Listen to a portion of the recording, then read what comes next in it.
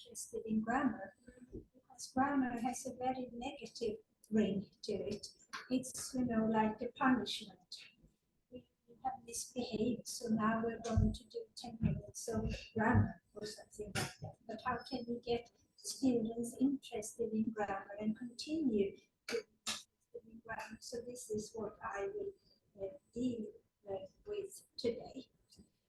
Supplemental instruction usually means students helping, tutoring younger students, younger peers, to help them through difficult parts of courses. It can also be to sort of retain, to keep students, to keep on studying, for example, English or history or religion or any type of course. So at Uppsala, I introduced a special form of supplemental instruction. It was actually included as a very important part in the student teachers course in grammar and linguistics. These high school student teachers, they were in their third term of English, so they were quite advanced, you could say. The initial aim was actually to get them in, or get them to continue to be interested in studying grammar, because they had studied grammar for 2 terms already. So why not try something new, teaching and explaining grammar, because this would seem new and relevant to their future careers.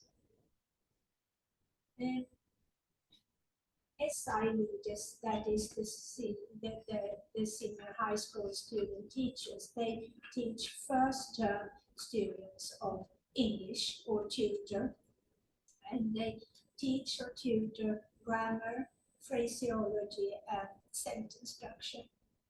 The students tutored are mainly future primary school teachers, and this group of students was chosen because their grammar course is more practical and contrastive, and similar to actually what the SI leaders will teach in the future. So that's why we choose this particular student group.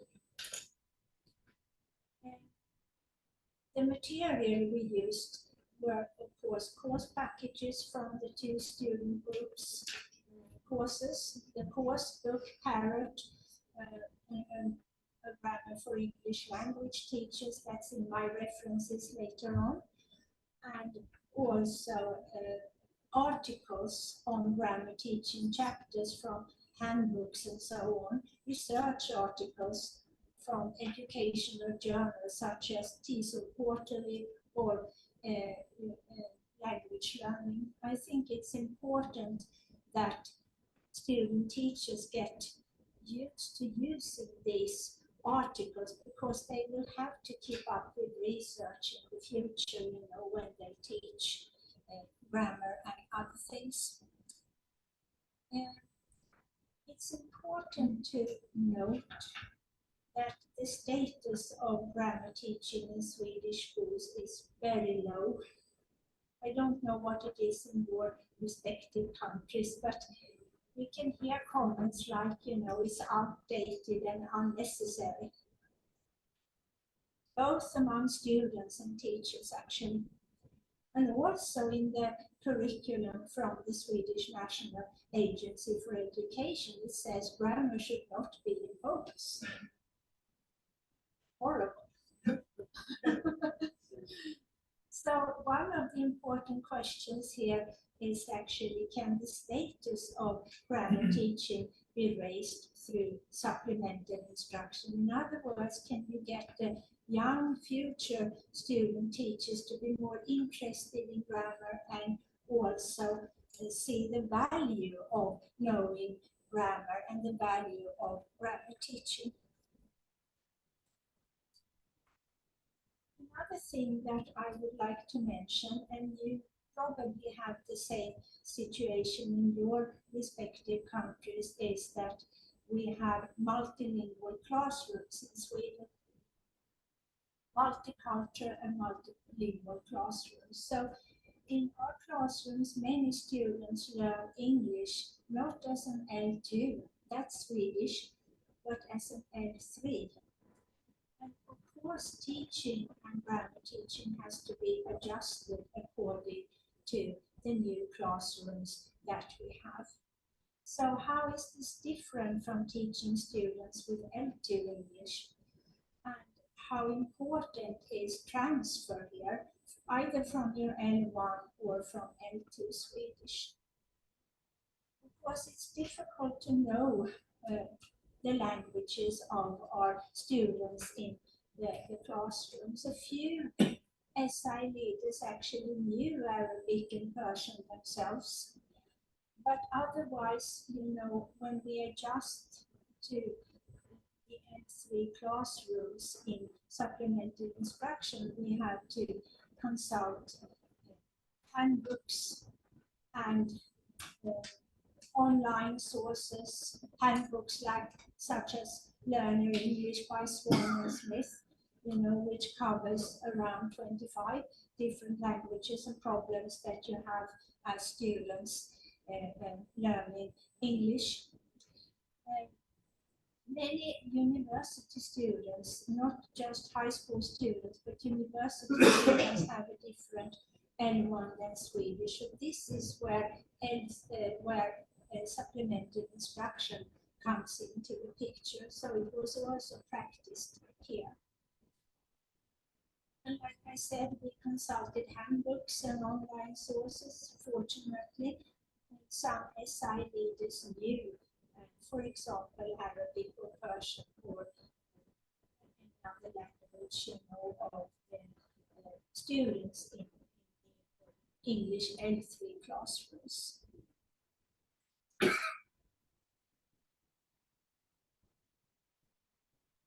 I want to mention another result of, Richard mentioned that in his introduction, that we compiled a Learner English corpus at Uppsala, another result of the interest in grammar through supplemental instruction.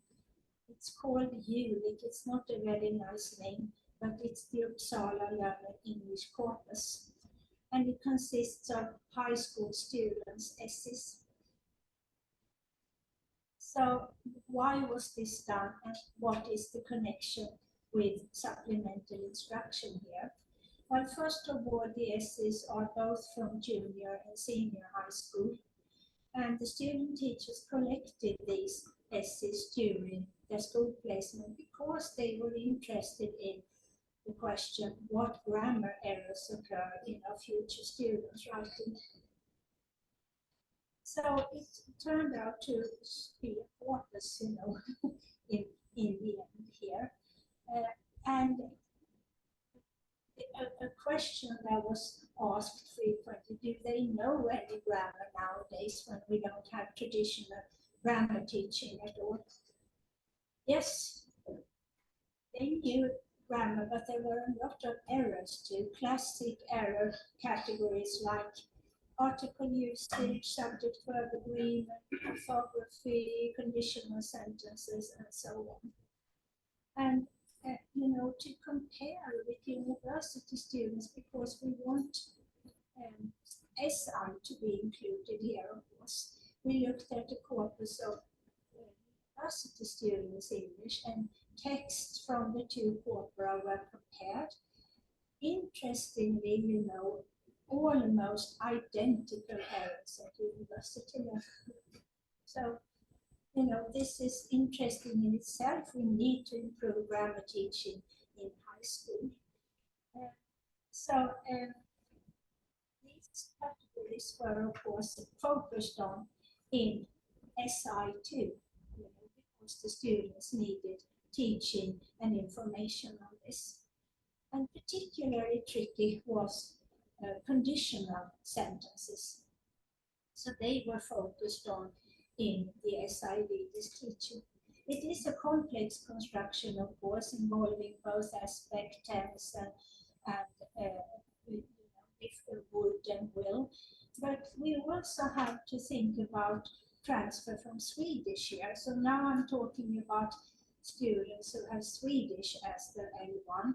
In Swedish, we form conditional clauses with skulle, which is rather similar to should in English, So a lot of shoulds, I don't know if that's the plural form, occurred instead of would. Very few correct examples, from the high school students, teachers.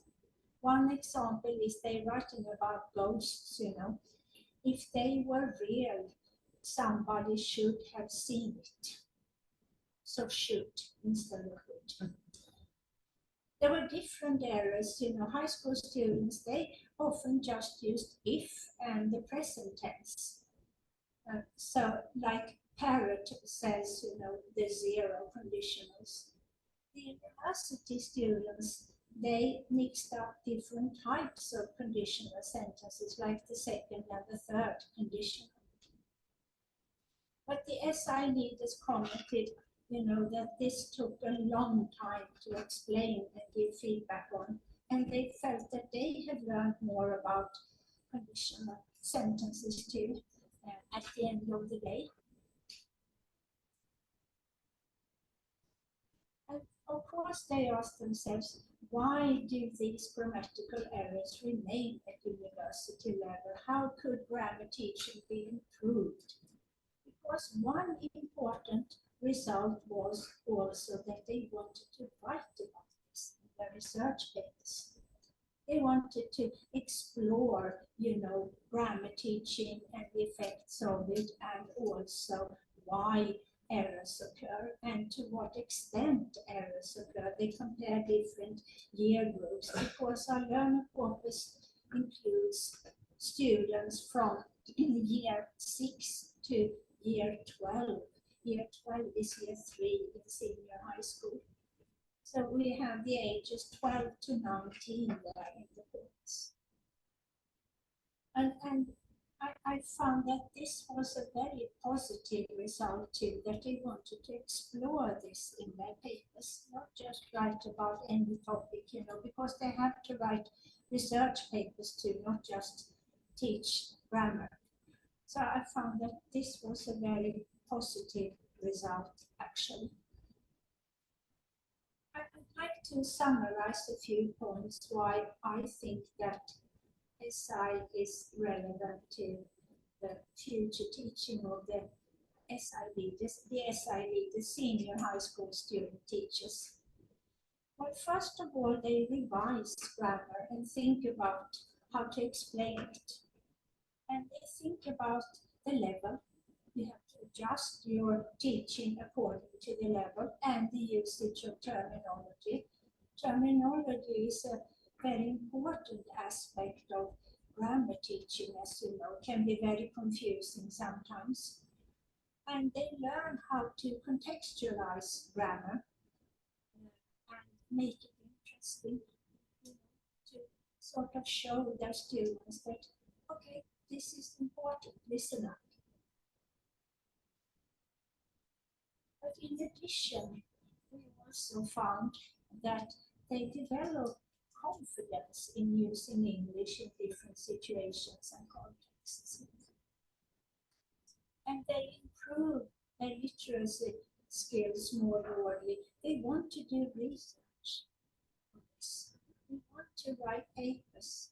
They want to read research articles by Diane Lawson Freeman, Rod Ellis, or Norris and Ortega. They want to sort of get a good understanding of this.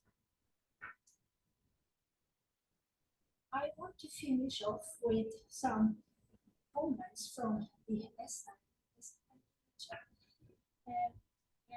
I thought that would be a finishing off, what they thought. So here is an evaluation based on 25 students' answers. So all students thought that they had revised and studied grammar good way. And 23 out of 25 students answered that they enjoyed explaining grammar and seeing how the students understood when they explained. Remember the important question we had about the status of grammar teaching. Will it be raised? Yes, I think so. Probably with these young student teachers, they will deal with grammar in a different way. Because there's 19 out of 25 answered, I will focus more on grammar in my future teaching. And I will show my students the value of knowing grammar. And then also the important result that I mentioned, with the research papers. I'm interested in writing about the importance of grammar teaching and grammar. So maybe we can contribute to raising the status of grammar teaching in Sweden, or in Uppsala at least, because many of the students here, they get their jobs or positions in Uppsala schools.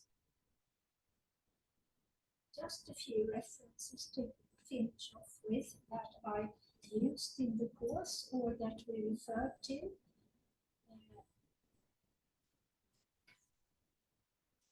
Parrot is my favorite book right now.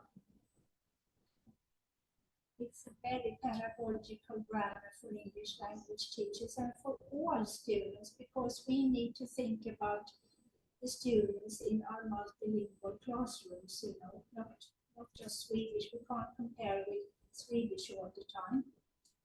And last year I have a very extensive work on supplemental instruction, very interesting, Ström and Bacchiar et al. And also how grammar teaching is looked upon internationally. I have one reference here, Chan, Necessity of Grammar Teaching. Okay, thank you very much for your attention. Thank you very much, Christina. Very interesting indeed. I'm not sure if there are any questions. Yes, thank you very much for your very